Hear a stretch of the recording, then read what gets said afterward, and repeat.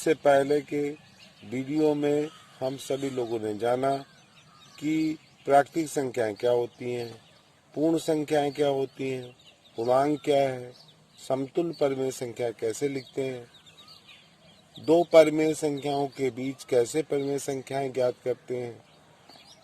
मैंने आपको अभ्यास प्रश्नावली के प्रश्नों का PDF भी भेजा था। आप लोगों ने इसे लगाया जरूर होगा। जिन लोगों ने नहीं लगाया वे सभी लोग पहले पिछले दिए गए तीनों वीडियो को बार बार देखें और फिर अभ्यास प्रश्नावली को लगाएं।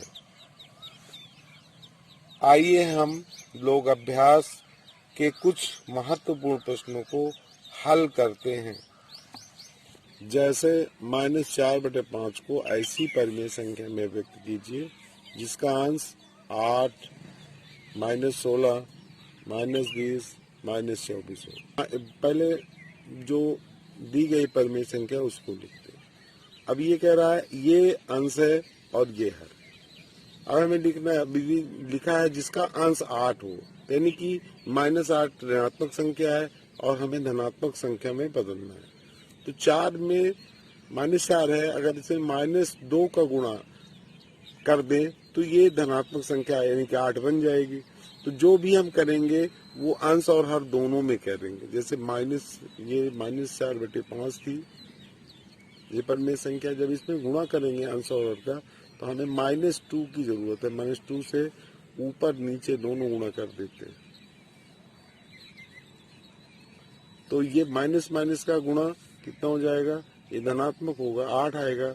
और ये हमारा ये माइनस प्लस का गुणा माइनस में हो जाएगा, -10। तो ये परिमेय संख्या ऐसी परिमेय संख्या है जिस रूप में ये व्यक्त करवा रहा है वही परिमेय संख्या, यानी कि अंश इसका 8 है जो धनात्मक संख्या है और हर इसका -10 हो जाएगा। 4/5 यही परिमेय संख्या है। अब इसमें मैं -16 दिया, इसका अंश जो है -16 लाना है। तो -16 लाना है इसलिए हमें 4 से ही गुणा करना पड़ेगा। -4/5 है। अब इसमें किस संख्या से गुणा करेंगे, अंश और हर में। तो देखिए हमें ऋणात्मक मान प्राप्त करना है, इसलिए 4 से, क्योंकि प्लस और माइनस का गुणा क्या होता है, माइनस ही होगा। तो +4 से ऊपर नीचे जो भी करेंगे अंश और हर दोनों में करेंगे। ये हो जाएगा आपका -4 चौक 16 हो जाएगा और ये 5 चौको 20 हो जाएगा। इस तरह हम मतलब चेंज कर सकते हैं।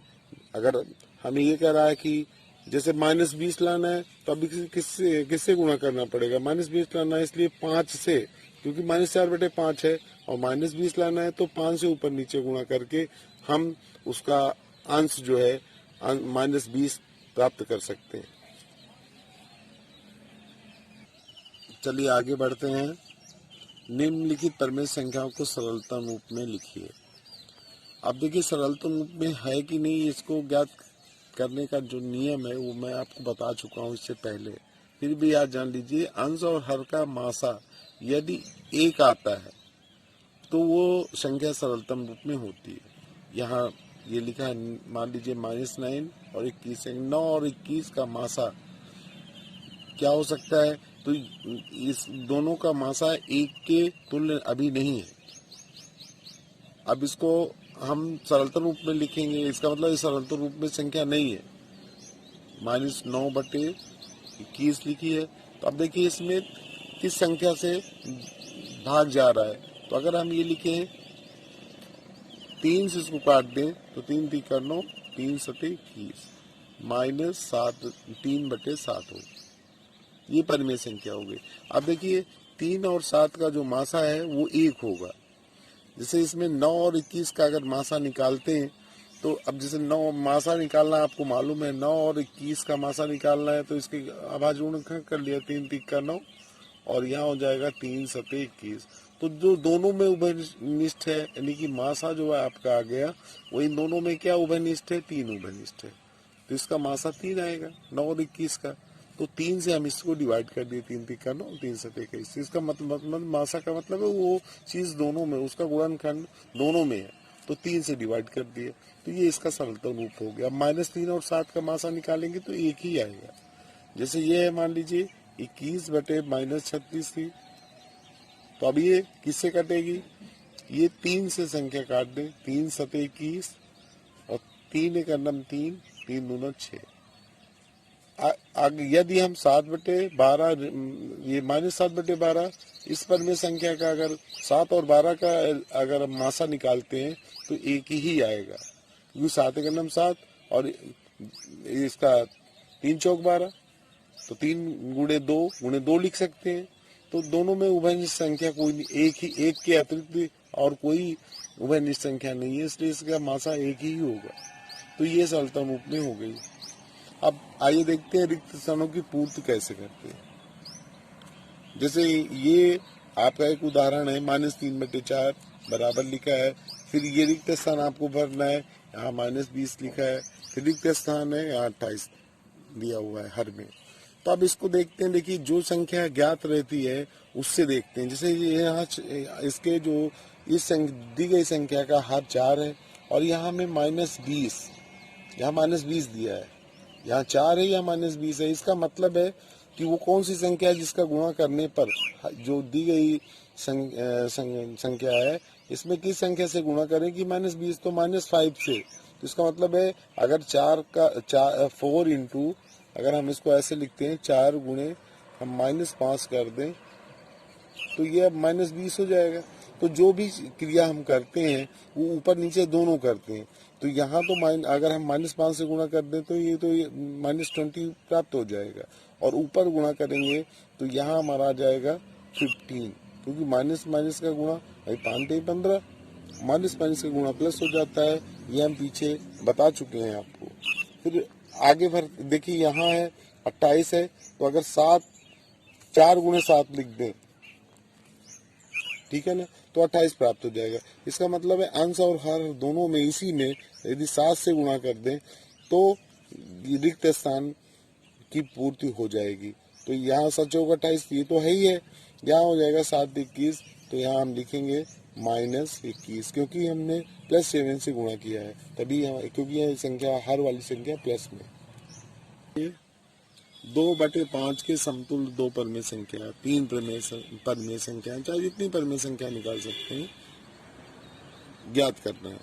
तो करते क्या, हम 2/5 है तो एक ही, जैसे मान लीजिए अगली परमेय संख्या हम 2 से गुणा कर दें, क्योंकि 1 से गुणा करेंगे तो वही परमेय संख्या आ जाएगी। तो ये हो गया 2 दूना 4, 5 दूना 10। अगर दूसरी संख्या प्राप्त करना है तो 2/5 गुणे 3 गुणे 3, 3 दूना 6, 5 3 15। अगर तीसरी परमेय संख्या निकालना है तो बस यही करते जाएंगे, 4 गुणे 4, 4 दूना 8, 5 चौको 20।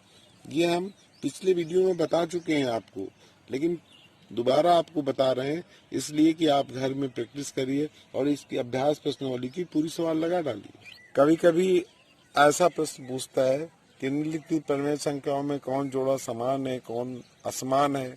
तो इसके लिए जैसे -4/5 और -5/7 है, तो अब इसमें ये समान है कि समान है, तो देखिए -4/5 है, इसका हर 5 है, और ये -5/7 है। ये सरलतम रूप में लिखा भी है, तो ये समान नहीं है, तो ये हम लिख देते हैं कि ये समान नहीं है, बराबर नहीं है, बराबर नहीं है। जैसे दूसरा उदाहरण लेते हैं, 7/11 है, -21/16 है। अब देखिए ये समान है कि नहीं, ये भी समान नहीं है, ये ले लिए, ये समान आपकी संख्या परमेय संख्या नहीं है।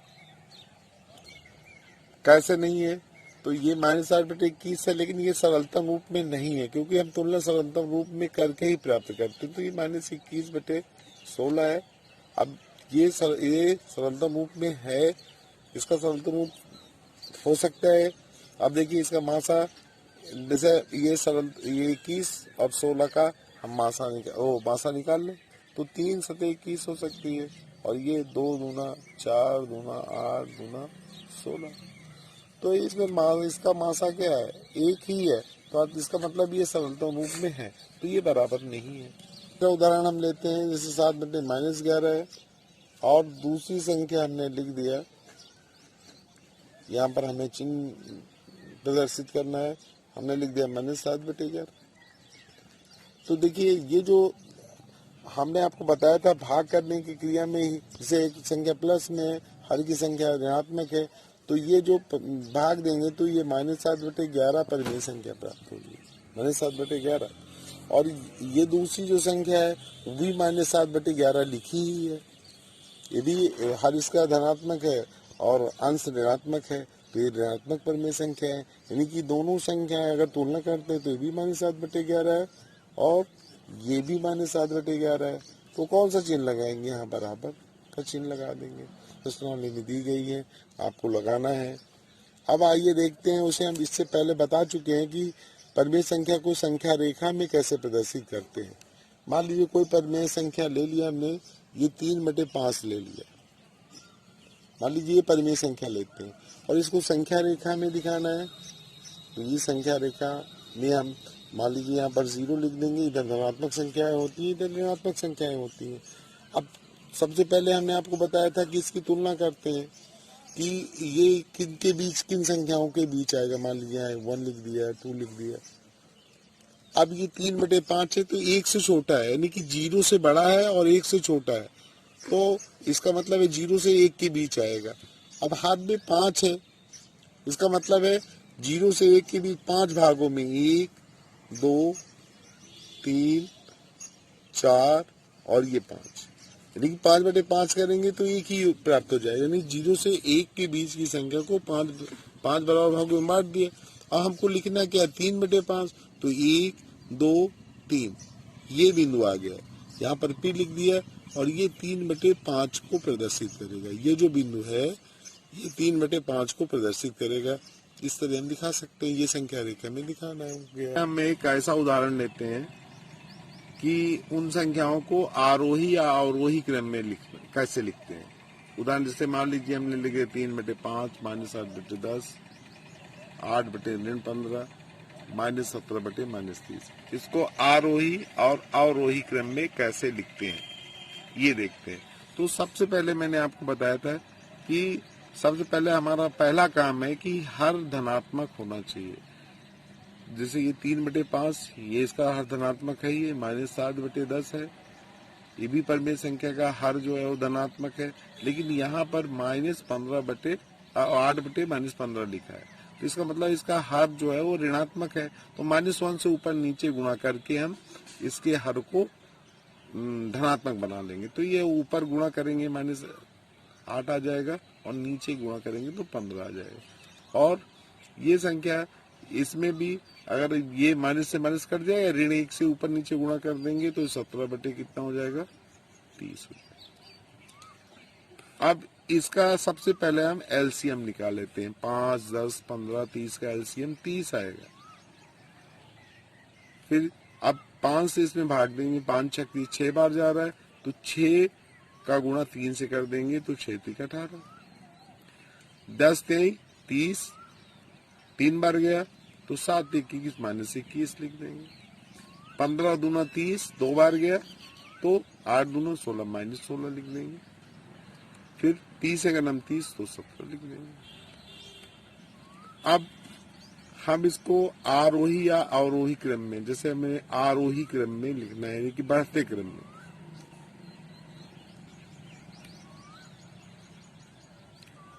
अवरोही क्रम यानी कि घटते क्रम में।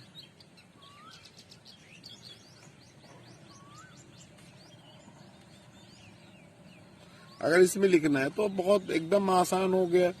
अब अगर हमें आरोही क्रम में लिखना है, आरोही क्रम का मतलब है 1 2 3, ये बढ़ता क्रम है। घटता क्रम मतलब मान लीजिए 10 9 8 7 ऐसे लिखते चले जाएंगे 6। तो ये डिसेंडिंग ऑर्डर, ये असेंडिंग ऑर्डर, यानी कि आरोही क्रम में बढ़ते क्रम में लिखना है। तो सबसे पहले हम छोटी संख्या लिखेंगे। तो इसमें छोटी संख्या हमारी कौन सी है, सबसे छोटी संख्या कौन सी हो जाएगी, ये -21 है, -16 है। फिर इन दोनों में कौन सी पहले आएगी, कौन सी बाद में आएगी, तो सबसे छोटी संख्या कौन सी हो जाएगी। अब इसमें इसका एलसीएम निकालने के बाद हम संख्याओं को लिखते हैं तो सबसे छोटी संख्या कौन सी है ये देखते हैं। तो सबसे, क्योंकि आरोही क्रम में लिखना है तो सबसे छोटी संख्या पहले लिखना है। तो सबसे छोटी संख्या है -21। फिर उसके बाद आपकी आ जाएगी -16। फिर कौन सी संख्या आ जाएगी 17, फिर 18। तो आप लिख दें तो -21 यानी कि ये सबसे छोटी संख्या हमारी हो जाएगी -7/10।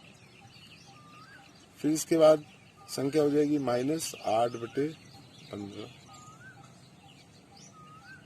फिर कौन सी संख्या हो जाएगी 17/30। तो अब इसमें जो मूल रूप है उसको वही लिख दें, -17/-30 और 3/5 ये लास्ट में आ जाएगी। इसको भी मूल रूप में लिख दें। मूल रूप में ये ऋणात्मक है, माइनस से यहाँ लगा था। तो जो हमने आरोही क्रम में लिखा है वो है -7/10, फिर 8/-15, -17/-30, फिर 3/5। अगर अवरोही क्रम में लिखना है तो इसी का अपोजिट लिख देंगे, सबसे बड़ी संख्या पहले लिखेंगे तो सबसे बड़ी संख्या 3/5 ये लिख देंगे। फिर -17/30 लिख देंगे, -30। फिर आपकी संख्या आ जाएगी 8/-15 और फिर जो है -7/10। आज के लिए बच्चों इतना ही पर्याप्त है। आप अभ्यास प्रश्नों को लगाएंगे और जो भी दिक्कत होती है उसको बताएंगे मुझे, तो यथासंभव जो भी हो सकेगा मैं आपके लिए करूंगा। राधे राधे।